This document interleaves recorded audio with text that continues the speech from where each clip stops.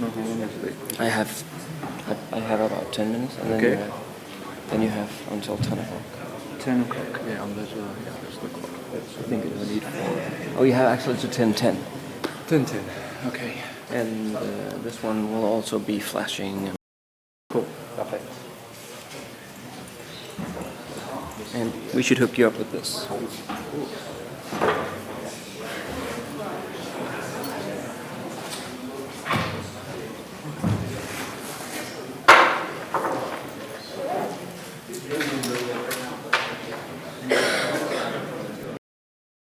Try and say something? I'll put hello. I can hear you. Yeah. So I'll put it in the back so that it doesn't interfere with the mobile phone.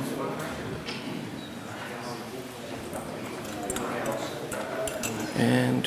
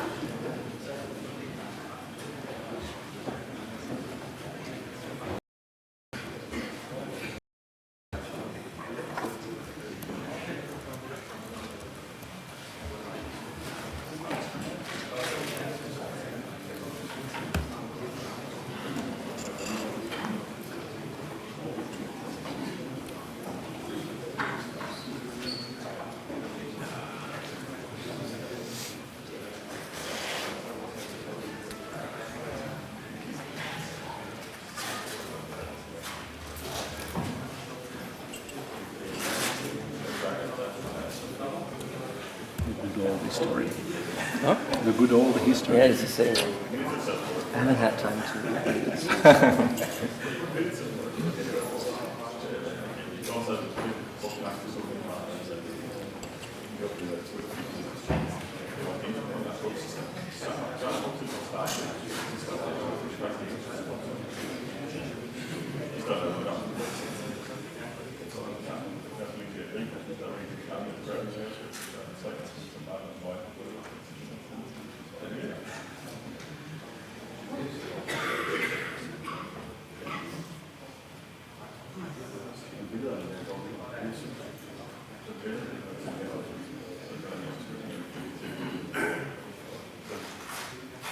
Hvis du begynder at starte...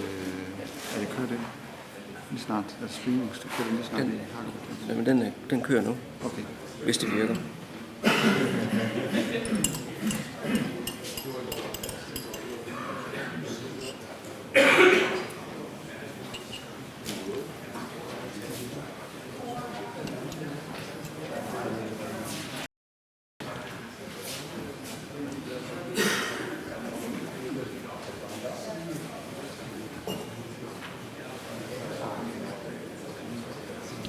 Do a selfie as well.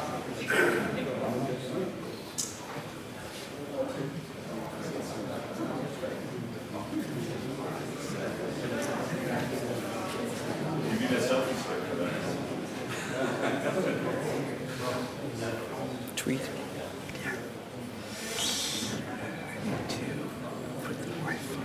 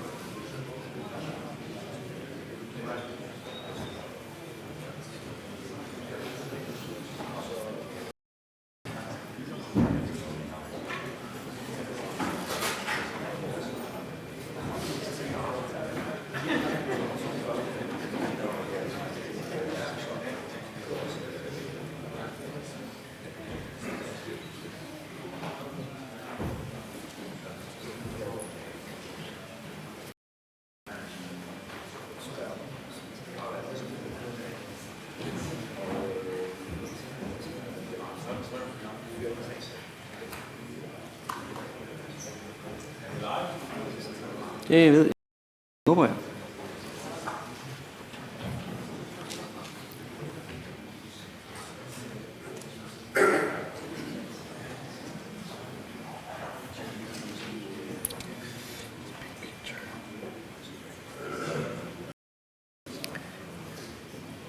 I think we're about ready to start. It's good to see so many people here. Thank you all for coming.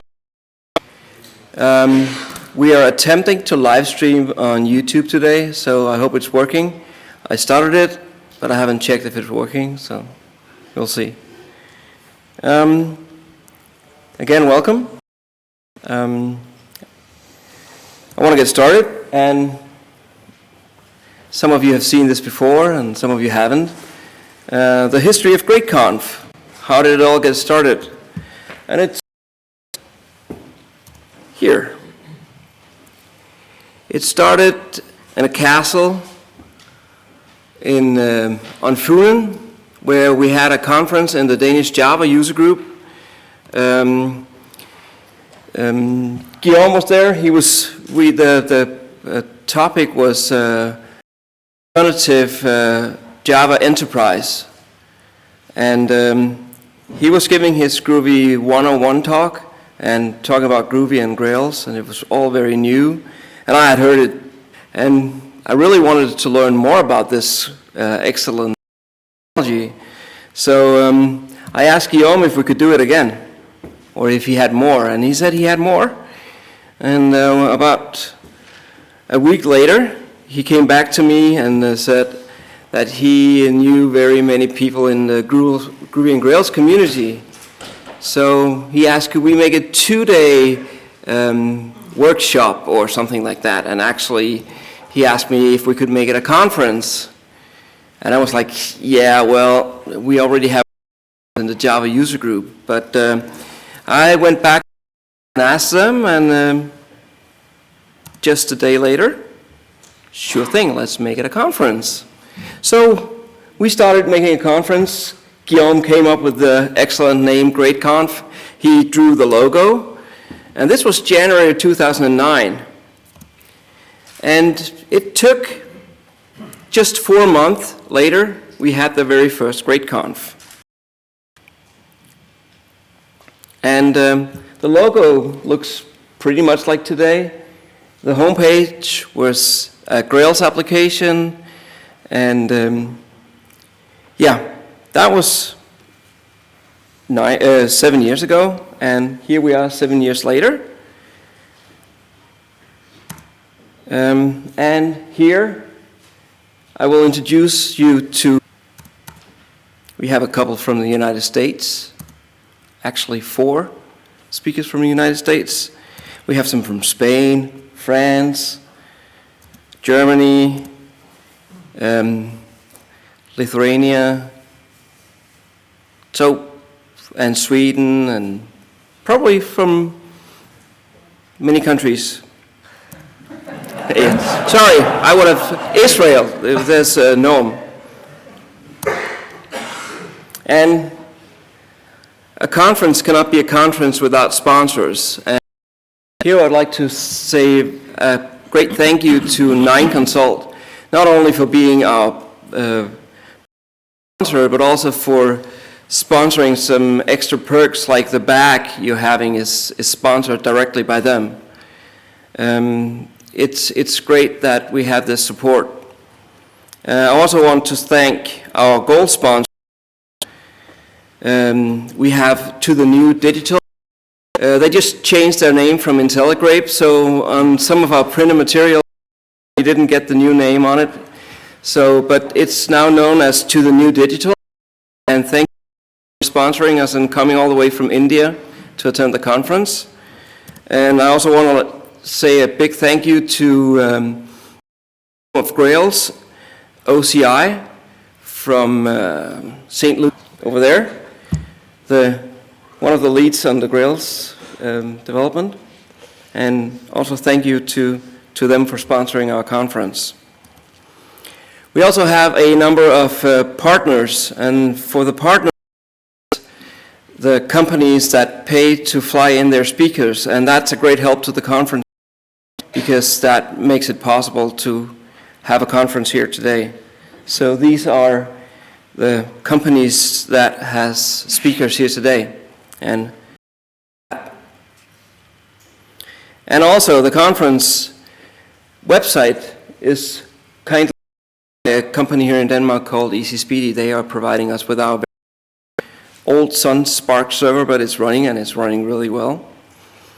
And we have our organizers, Gennemtænkt IT.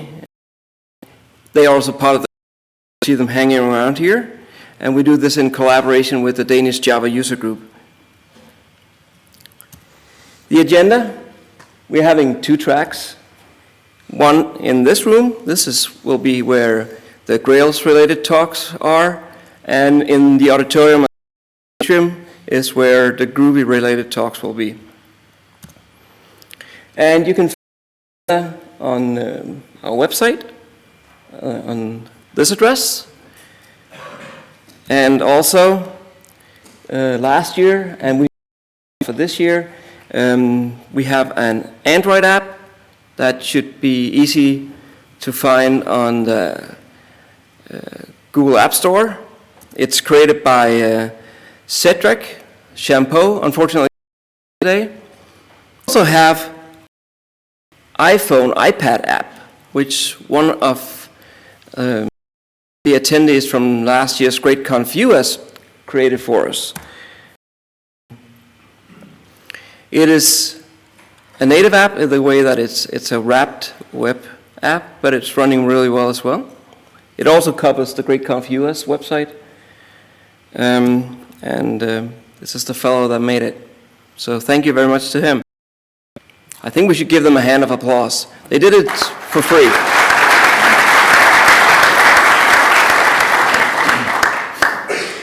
And then I would like to encourage you all to rate our talks, speakers, and the conference. We can all do that on the website. When you come to the website, up in the one corner, you'll have a login button.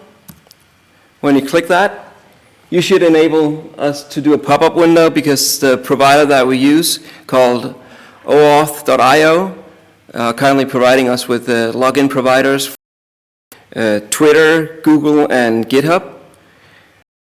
Log in, and when you've logged in, you'll be able to rate the talks by clicking the heart, the presentation. And please do that. It's a big help to us, and it's definitely a big help to the speakers, as they will be provided with access to this information on our Call for website page.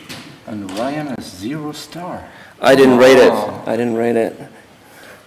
I should have, but I didn't go to the talk, so. Yeah. And also, please rate the conference. And if you rate the conference, you'll actually get a chance to win a ticket for next year's conference. See? Then I have a nice, very friendly crew.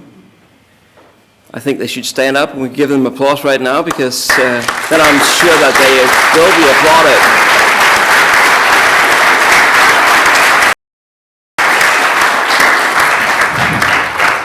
Thank you all for an excellent help preparing this conference. Without you guys, it wouldn't be possible. Wi-Fi access, very important at a conference like this. We hope it's better this year, because we have been plagued by a number of errors. Hotel, but alongside the one edge, there's a password which you can use to log in. The username is not used for anything. Had I known that, I would have printed it on the badge. So yeah, it's very small and on the one side of the badge. We also have water for you, water bottles outside.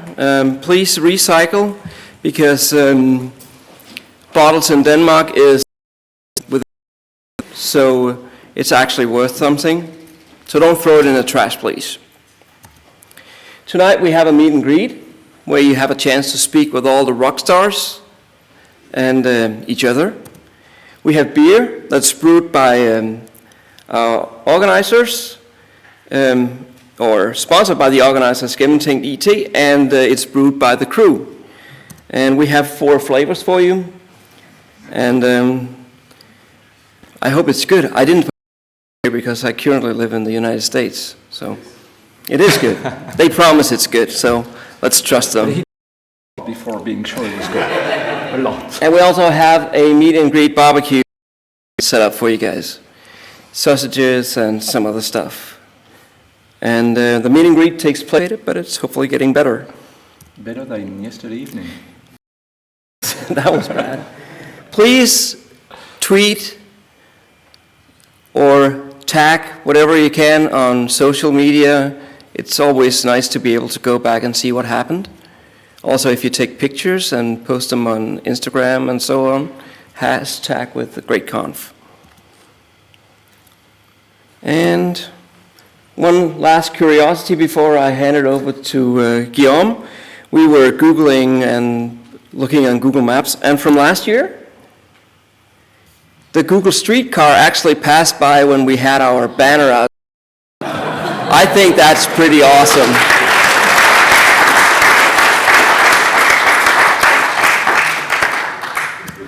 And that's it.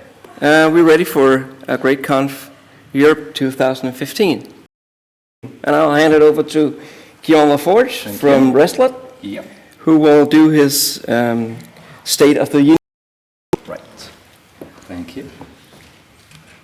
Oh, you know where it is.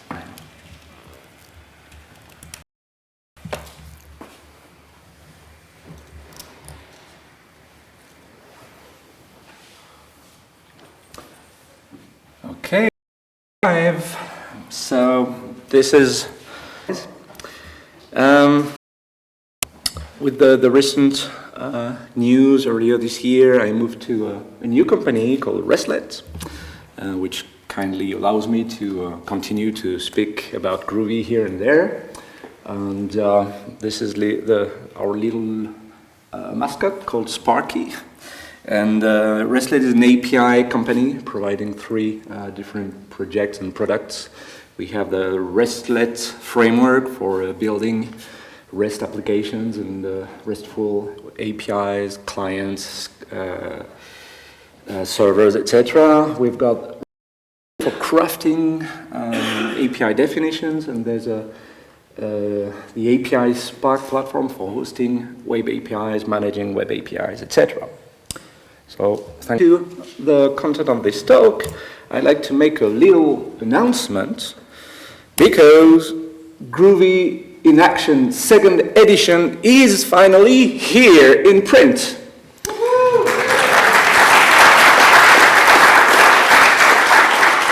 So it's just been sent to the printers, so it's still going to take a few weeks before it's printed and you can receive them. But the other little interesting news is that the ebooks should be available already today.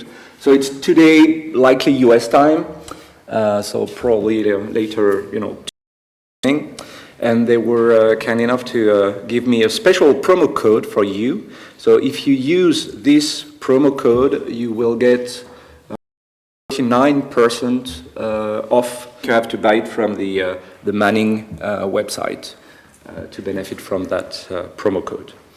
So I invite you, give me 50 cents per book or something like that to become rich. But actually, so it took 2 or 3 years for the first edition to be out. Same thing, like 3 years or something like that for this 2nd edition.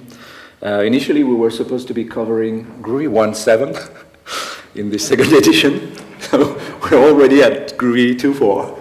But well, and I think Dirk tweeted that there are 912 pages, if I recall correctly, the right number, with more than 10,000 lines of Groovy code in there for all the code snippets in the book, so which makes it, which ensures that the content that is in the book is accurate and not working because we made changes or anything to the APIs. Okay, so a little bit of history. So at the beginning of the year, there was a big announcement for me, for us, that the Groovy and Grails teams who were working for Pivotal were fired. Because Pivotal decided to focus on cloudy stuff. Well, I won't say much more because I might be still a bit bitter about that. But they gave us till March 31st to allow us, to have enough time. Spring Source, then VMware, then Pivotal for all those years, being able to work full-time on those projects. So despite it's a bit of a bitter ending, at least we can thank them for their support throughout the years. And, being fired, what else could possibly go wrong? But that wasn't all, because we also learned that Codehouse would be closing. And Groovy was hosted at Codehouse. The mailing list, the GRI issue tracker, lots of stuff was still hosted there. So we had to find new jobs, we had to find new places where to act under a new umbrella. So you might be wondering if there's, an impact. Impact certainly, of course. But there's an impact I was curious to analyze whether this would have an actual impact on, for instance, the Groovy's 3 million in 2013 and 4.5 million in 2014. But what about 2015? So, okay, the year is not over yet, so we still have that. Would you be able to guess, is it, going down, plateauing, or going up? Up? Really? You think so? I would probably not be speaking about it if it was going, right? So I looked at the downloads for the first 4 months of 2015, and we already had 2.1 million downloads. So if you extrapolate that over a year, if you do the math, that's about 6.3 million downloads, which is already, thank you. On the other hand, the impact could be kind of delayed and the big crashes afterwards, but we'll see. And also I have to say that it's only the Maven Central, because I didn't double check the latest figures from the legacy downloads from Codehouse been downloaded, and I didn't count yet the download from Binge to host all the more recent distributions. It's 2.1 plus, I don't know how many. But usually just the Maven Central download about, I think 2/3 or 3/4 of the overall download number. So I think it's promising for this year. So let's see. I'll tell the number next year for 2015. So when was the release? In January, I believe. In January we released Groovy 2.4. So I'm gonna give you a quick overview of what released there. So the key highlight of this release was the Android support. And for those who were there last year, you might be remembering when Cédric Champeau, who worked on the Android support, made some commits live for this Android support, merging the pull request, adding the Android support. So as the Android application of the GR8Conf agenda shows, you can create full-blown applications in Groovy rather than in pure Java. Or I should say perhaps Groovy plus XML, because Android is still a lot of XML around. There's a way to go with Groovy for their application, like the New York Times, which launched the new version of the New York Times Android application is actually built with Groovy, Groovy plus RX Java for making things reactive, etc. And we also have, so it's not part of the Groovy 2 for release, but I'd like to mention it. There's a project called Swiss Knife that you can find on GitHub, which provides some dedicated support for Groovy on Android for simplifying or killing the boilerplate code that you have to write when you write Android applications. And it comes with several interesting Android. You really have to use that library to make developing on Android less painful. Along with this work around making Groovy run on Android, we also worked on different aspects to make Groovy run well and fast and be lean and everything. So we worked on improvements, improved bytecode, reduced bytecode size, and also a bit of memory consumption reduction as well. So some part of the code were still, I was going to say verbose, I don't know if it's the right term, but we weren't generating the most optimal bytecode possible, so we find ways to simplify comparison operations or the comparisons to do the correlations, so more straightforward, direct bytecode path instead. We also took a chance at reducing the bytecode size, especially when you use Groovy in a static context, when you use the static compiler. There are certain things which are not needed, like certain always generated mop methods, which are useful if the class is compiled for dynamically, statically compiled, but which are not useful when the class is statically compiled. But we were still generating those methods, which wasn't very useful. And even if you use those classes in dynamic context, it will still work, of course. Plus some other things like I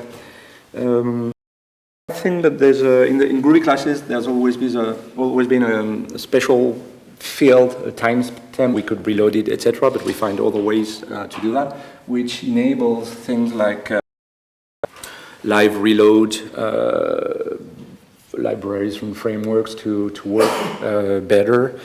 And also there were some cases where if you wanted to make a checksum of a Groovy class, if you compile it a second time, the timestamp was different, so you could think that the class was actually different, the very same class.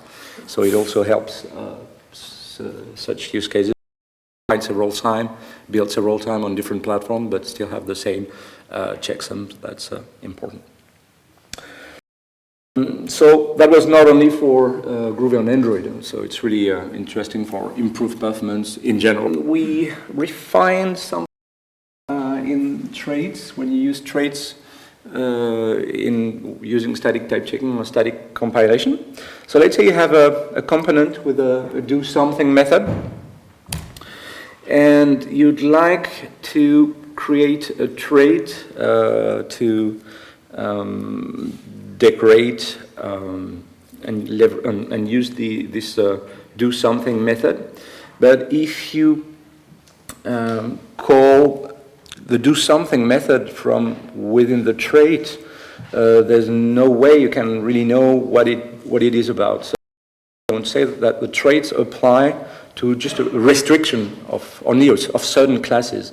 So here I want the trait to be applied only on component classes. And when it's in dynamic mode, you don't care about that self-type, which is the hint saying that the trait should be applied only on component derived classes or something. So in this example, I create a new concrete component which extends component and implements that trait, and I don't get compilation errors. I do get compilation errors if I make typos in the do something call. We have a few GDK, Groovy Development Kit improvements. So there are some new methods.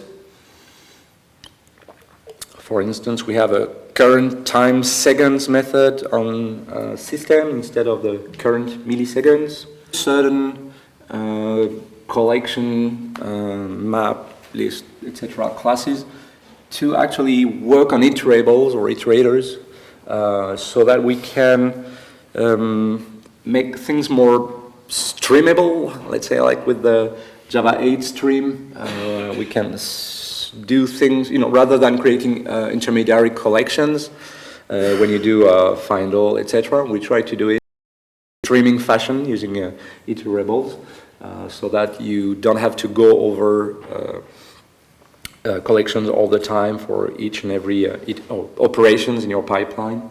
So it makes things a bit closer to what the Java 8 or JDK can do with or changing or mutating the collection in place versus returning a new collection.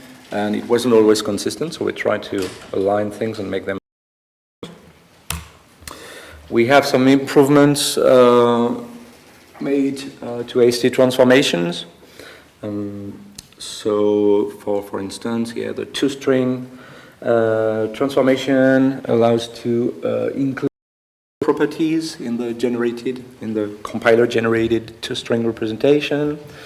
For those who are writing AST transformations, there's a very handy class called AST test, which allows you to test your AST transformation more easily. Compiler phases, so you can now decide at which phase the AST test should check that your AST transformation has been properly applied. What else? The synchronized transformation. It wasn't working if you were using a static clock, but in an instance method. So we fixed that, so it's more of a fix than a real improvement. Plus some cleanup here and there. The add builder transformation, which allows you to write builder, fluent into days. So we also improved the Java integration so that when you use a class with a builder, an API builder, you can use that more easily with Java. And the venerable add package scope, which adds package scope visibility to fields and methods. We now allow it on constructors too, which the Groovy command line tool. So I'm not going to list them all, but there are some handy features like the ability to define $C or .profile script if you want to launch something on startup all the time. Differences that you want to make. The completion also will display only static members if you're working on a class rather than an instance, or if a fix than an improvement. Some colors in the shell. Well, what else is interesting? Yeah, that's pretty much it. And also, there are some companies that are embedded inside their application to have a built-in using Groovy. And it's easier to subclass Groovy and embed that in your application. So that's Groovy 2.4, which we released, I think in January, end of January, something like that. So what's next, right? So there's a little game of musical chairs. I guess you all know that game. We've all been playing when we were kids. So if you just look at the Core and Grails core teams from Pivotal. So I'm not mentioning other developers and contributors. Like in the Groovy team, we have some very prominent members like Pascal Schumacher, who are still where they are, so they didn't change or company. But here I'm really just mentioning the Pivotal guys. But when I rehearsed my slides, I thought it looks like there's just us, but they are not just us, and there are other very important committers who are doing a really big job on Groovy and Grails. So what's going to happen to these guys? Well, we who moved to Gradleware. I moved to REST, a bit undecided. I don't know exactly what he'll be doing. I think he still needs to make up his mind. But if you want to hire Jochen to do full-time Groovy development, I'm sure reach out to him if you want to hire one of highest skilled Groovy developers in the world. It's one of the, I think after me, that's the second most experienced Groovy developer in the world, right? So I have 12 years of Groovy experience. So if ever you see, a job ad where we look for some, 15 years of experience, or even 10, it's quite rare. So if you want someone with, I think for Johan that's like 10 or 11 years of experience. So that's probably the second game. What about the project? So we decided to move the Groovy project to the Apache Software Foundation. We talked with different open source communities and foundations. We talked with Foundation, we talked with the Apache Foundation, we also interacted with representatives of the software community, and I think there was a last one that I'm forgetting. Well, never mind, because we didn't get there anyway. So we decided to move the Groovy project to the Foundation. Did we make that decision? We wanted to send a somewhat clear message to the community. And Groovy a sponsor company like people stops funding the project, that the project is going to, stop at all. So we wanted to say that we are here to stay for the long run. I mean, it's already been 12 years since the project actually started. And I remember back in 2005 and 6 when people were already saying, Groovy is dying, and we are here today. So don't trust those guys. What's interesting as well is that it makes the project somewhat more independent in the sense that all the IP, trademark, or intellectual property, copyright, etc. is the Apache Software Foundation. So there cannot be someone who can close that somehow. Perhaps you've heard about the Foundation DB company, which had a very nice scalable web scale data acquired by Apple recently, and Apple decided to shut down everything, so everybody was screwed. The fact that what we liked at the Apache Software Foundation was that the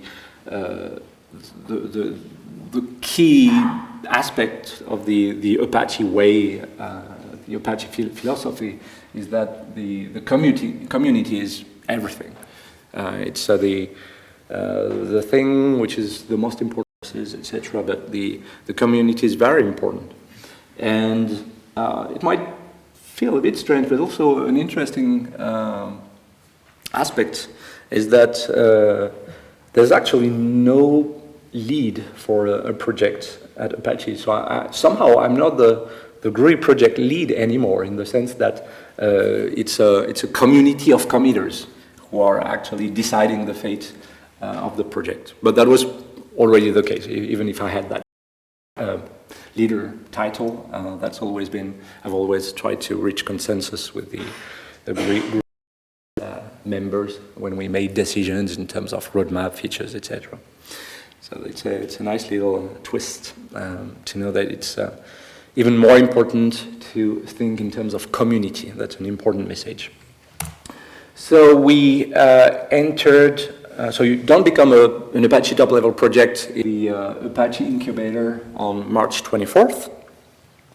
We have some friendly mentors. Perhaps you might know some of those names, who are helping us going through this incubation process, because Apache is a new place. It's got its own rules, its own guidelines, its own requirements, and we have to comply with those requirements. We are also here to help Apache move towards somewhat more agile processes.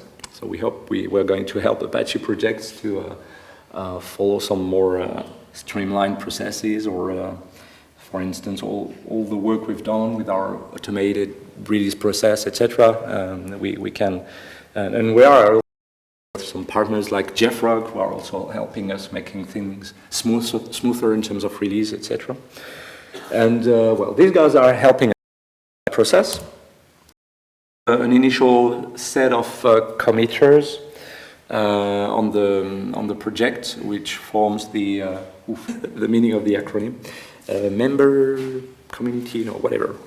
So the initial members, the initial committers of the project. So that's the usual Groovy core team. I'll come back to that in a short moment. In terms of infrastructure, processes, etc., we've moved things around. So Jira issue tracker that we were hosting has moved to the Apache infrastructure. So there should be anyway redirects from the old URLs to the new URLs. So if you want to create issues, you have to go there. The mailing list has also moved to Apache mail servers. So we could have decided to put you automatically on the new mailing list without asking your opinion. I'm interested, rather than doing that without asking permission. So if you haven't yet, because quite recently the Codehouse mailing list were still working. I haven't made recent tests those past few days to see if they have been shut down or not. But now or very soon they should be shut down anyway. So if you want to ask questions on the mailing list and interact with the Groovy developers and Groovy users, you'd better, subscribe to those new mailing lists. Who's already moved to the new mailing list? Not that many. And the others who didn't raise their hands, were you on the old mailing list? Okay, so not that many on the list. Okay, I thought like the majority. Okay. Yeah, so mailing list Jira. Yeah, and the another important aspect, and it's actually somewhat of a legal requirement to enforce some legal aspects like the provenance be on Apache's own Git server. So the official sources are there. There's a mirror on GitHub. So if you want to send pull requests, etc., you should go through the GitHub mirror. That's where the action takes place. So for us Groovy developers, we cannot click the merge button anymore because the canonical sources are not at GitHub. But that's live with that. But for you, if you want to contribute to the project, that's still the same story, except that it's a different location for the. So you have to go on GitHub, Apache's GitHub mirror to do that. And also that means that we lost all our GitHub stars because we cannot transfer stars from the old project to the new one. So please star Groovy, because 1,000 stars we lost them because we moved to Apache. So people will say, okay, Groovy has just like 100 stars perhaps. I don't even know the number, but it's not 100, but it's 100 plus 1,000. But, well, people don't necessarily know that. So we on the initial list of, but we are also welcoming new committers to the project. One of the important steps, one of the requirements to get out of incubation at Apache, one of the steps is to increase the number of committers. So we're happy to join Mr. Andres Almirar to the team.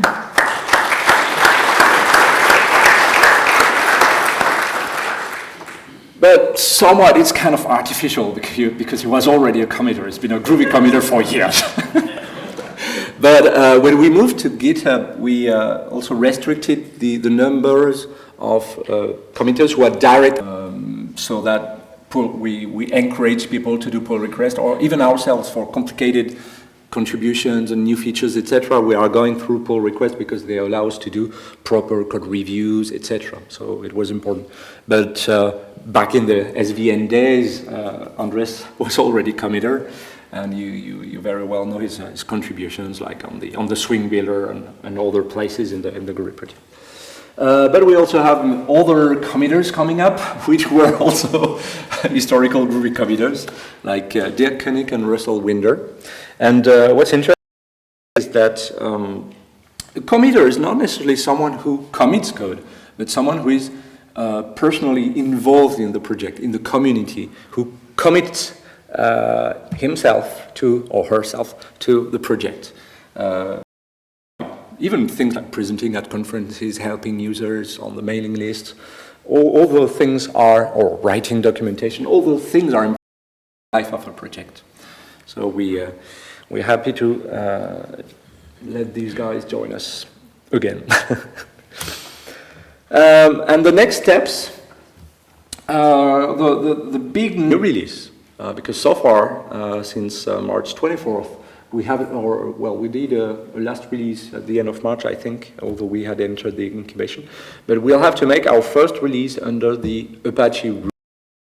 And so we have several little steps to comply with the requirements of the Apache Software Foundation.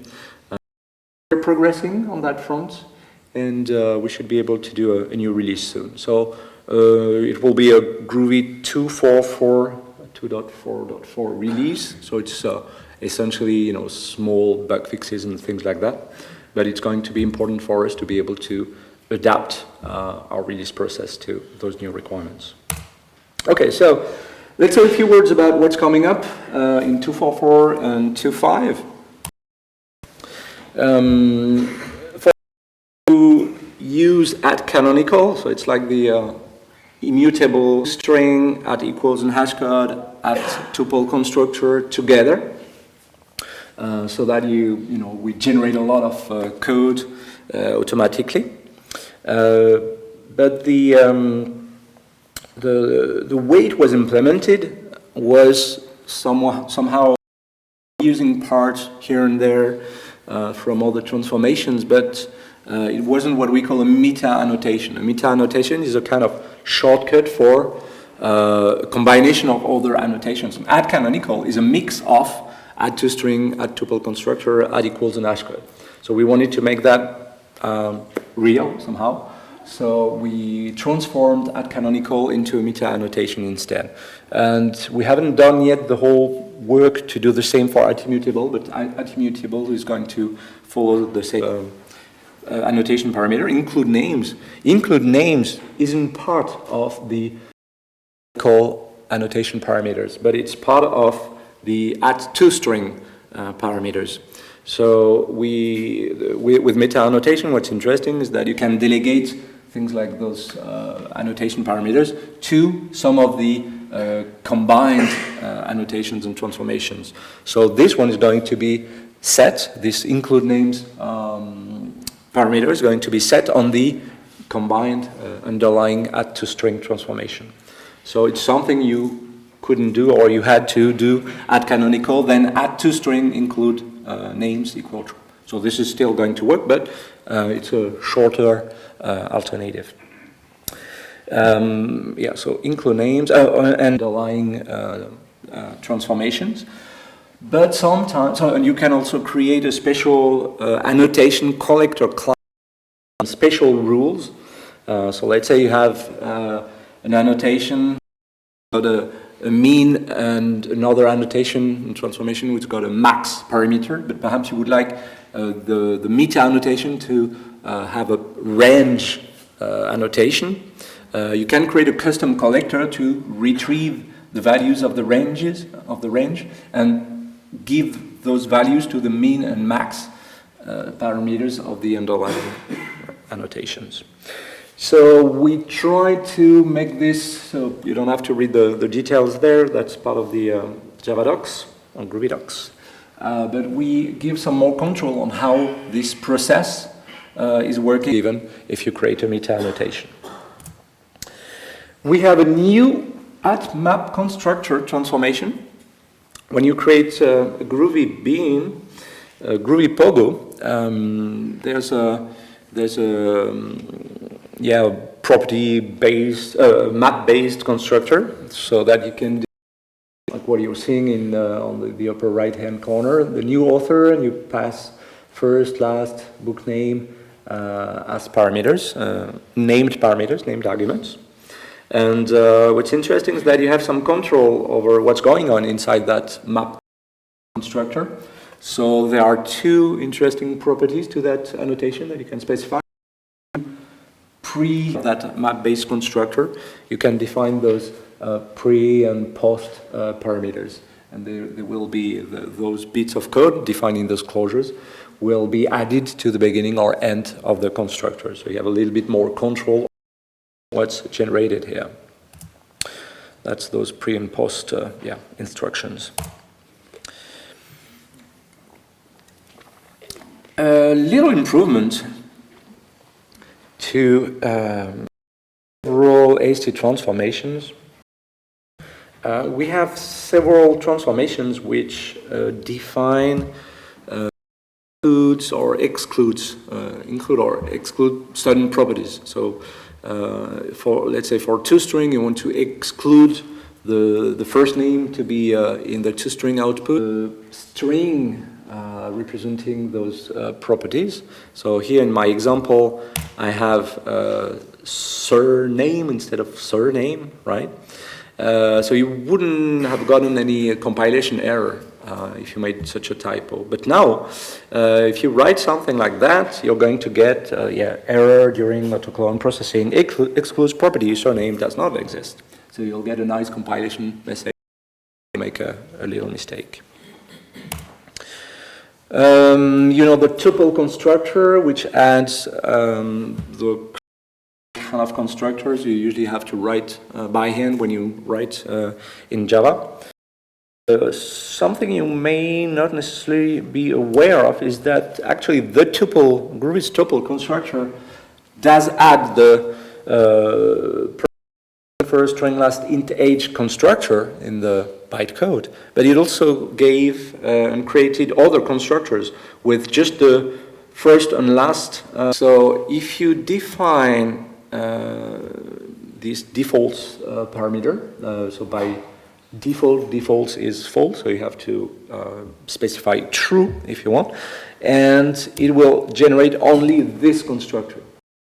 You want control and just have one constructor and null all these default constructors being added automatically by the transformation.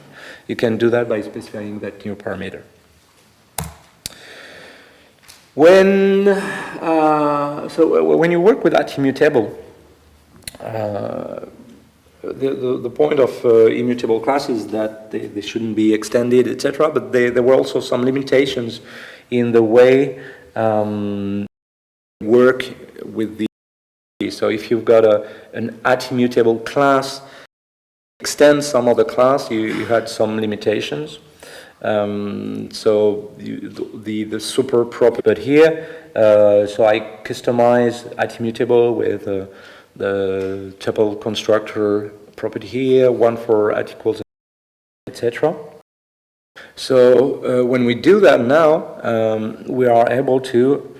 So here we only had sport, but notice that because I customized the tuple constructor equals an hash code and toString, I also have other information like the name here and toString and in the tuple constructor. So here basically, so you've got the name and the sport, and as well as with the. So I don't think I've got them all, but I just took a few of the little improvements in terms of GDK, and that's the MISC stuff I didn't basically. So actually the first one I could have put it in the it's in 2.4.4 and 2.5, but so when you work with collections and you use things like find all, etc. Groovy tries as best as it can to create collections. So if you do find all on a linked list, the result will be a linked list as well. Create the same kind of output as what we had. So we were supporting certain classes, like array list or I think linked list as well, but improved that, and now we have more specialized collections corresponding to the exact same type from the original collection. Collection, and so all, you know, the list, etc., and sets and so on. And we also have the same thing, create similar map for maps. So usually you don't have to care about those methods internally by the GDK, by the Groovy development kit, and all those extension methods that we have there. So it's used internally, you don't have to use it yourself, but know that now we try as much as we can to provide the same collection as the one you used initially. There's an interesting contribution which came from someone from JetBrains. That's the second bullet. There are various steps in the compilation process where we did actually some class loading to get some from the classes we're interacting with. So let's say I have a Groovy class and I use a class that I'm depending upon when I'm in the implementation of that class. We were using the class loader to read information about those dependent classes.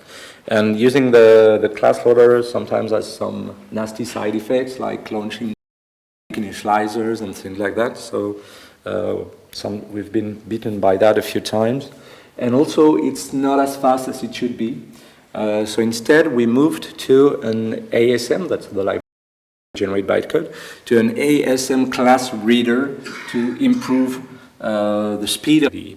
So it makes compilation much snappier thanks to that approach. A new file GDK method has been added, relative path. So when you have a file, you can do file.relativePath and add as a string or as a file. I think we have both the relative path to that initial path so that you can derive a new file which points to the new path. For those small little additions. And that's actually, I'm reaching the end of this presentation. So thanks a lot for your attention.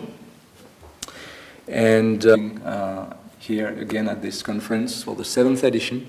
And I hope you'll enjoy the rest of the conference. I wanted to say that before we go through questions. Thanks.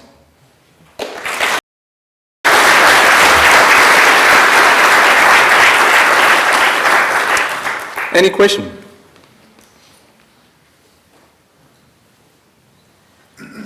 Or people want to get some coffee before stay awake? Yes?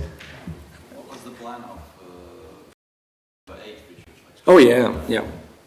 So what about the Java 8 features? What's the plan? Especially related to the Java 8 syntax, actually.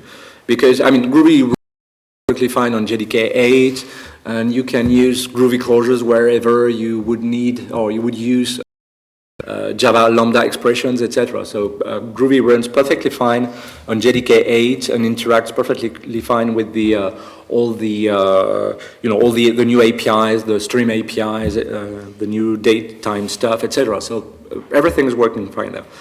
But we still have to make a call on what we should be supporting in terms of Java 8 syntax. So, closures, but now in Java 8 there's a syntax for Lambda expressions. We have method closures, but Java 8 has got we have traits, but interfaces in Java 8 can have default implementation methods on them. So there are several things like that which need to be addressed. So currently, all those things you can do them more or less with Groovy, but not the Java 8 style way of doing things. So we still haven't made the final call on which bits of syntax we should adopt or not, or if we should make the decision that, okay, we already interact well with Java 8, so perhaps we should just stick with what Groovy provides, ensuring that it provides with the same capability.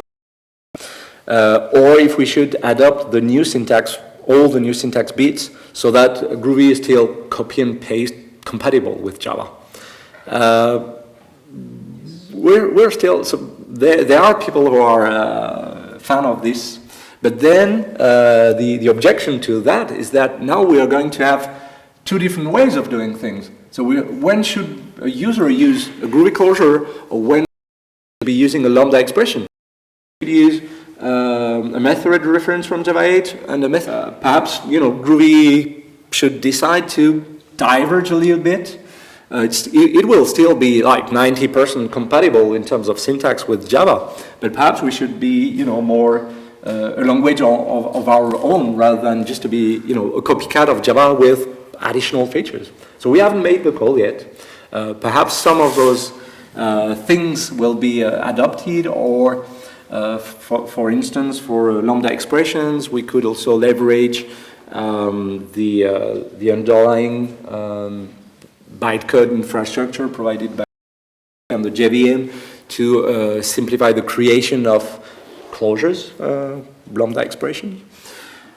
So I don't have, so it's a very long answer, but to say that I don't know yet what we're going to do.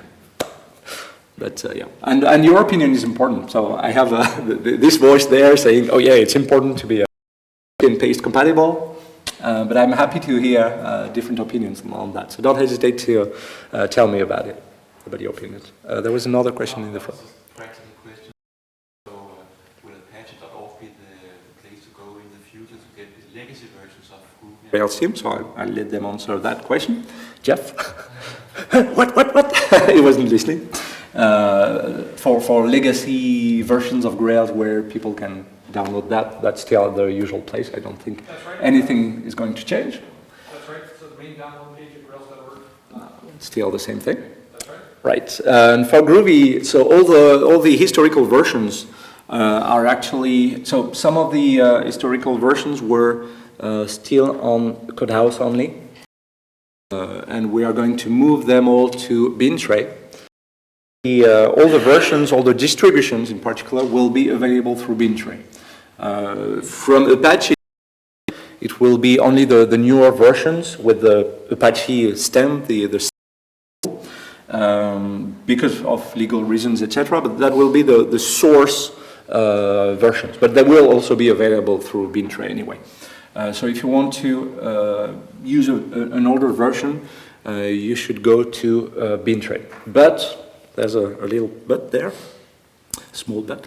Because Codehouse shut down the older versions, older than Groovy 2.2, I believe, all those distributions from archives from Codehouse, thanks to the Codehouse administrator. And I'll be able to put those distributions up at some point when I find the time to upload that. Because we had some trouble because older versions, so people are using JVM for downloading different versions of Groovy, and particularly older versions, and JVM was actually pointing or redirecting directly to the Codehouse locations, which are not valid anymore. So I have to provide JVM the new coordinates once I'll have uploaded those old distributions. Right, that's an excellent question. Two excellent questions, thanks.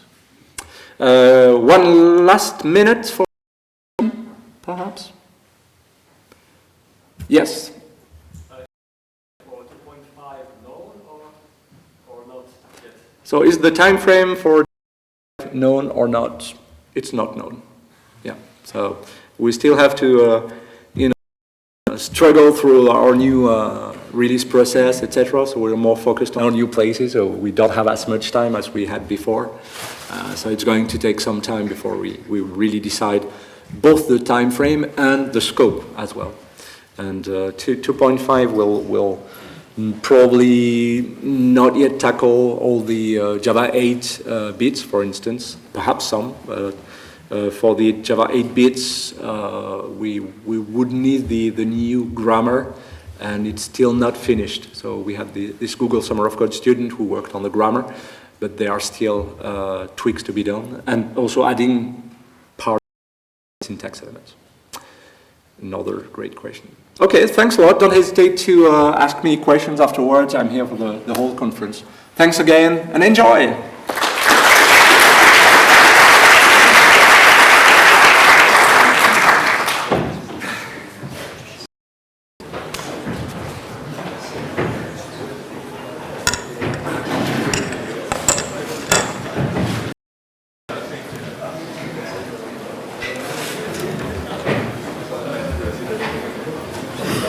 Hey, I didn't wake you up. An exchange. No, I was in an exchange with Graham about some stuff. So I have a question, but I didn't want to ask him from when will the version of Groovy in Action that covers